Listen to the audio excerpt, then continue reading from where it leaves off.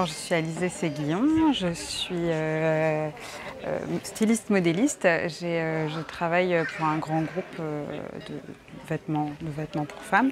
Et à côté, du coup, j'ai ma marque de vêtements qui c'est un atelier, ça s'appelle Atelier Séguillon.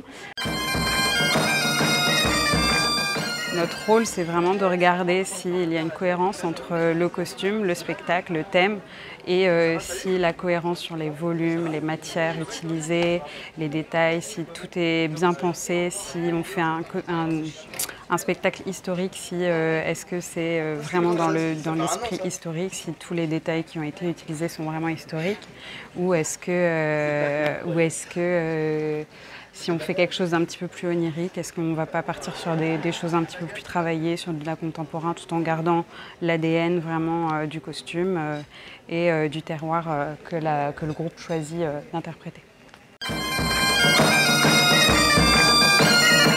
Le travail est de plus en plus abouti, les spectacles sont de plus en plus de qualité. On essaye vraiment de trouver l'individualité dans tous les spectacles et c'est ce qu'on voit de plus en plus.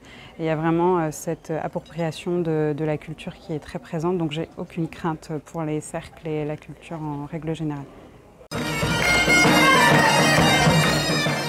Ce travail de collectage qui est de plus en plus énorme, qui est impressionnant, tout le monde fait énormément de travail.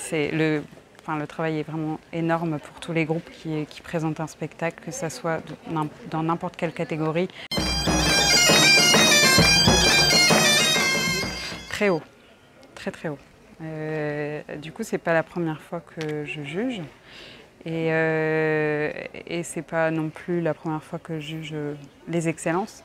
Je trouve très très haut. Et encore une fois, le travail de recherche est de plus en plus poussé. Il est de plus en plus individualisé. Et ça, c'est assez impressionnant à voir. C'est tellement haut qu'on devient très exigeant. En tout cas, c'est ce qu'on nous demande. Pour pouvoir juger, il faut forcément être exigeant. Sinon, on met tout le monde excellent et il n'y a plus de concours. Il y a une unité.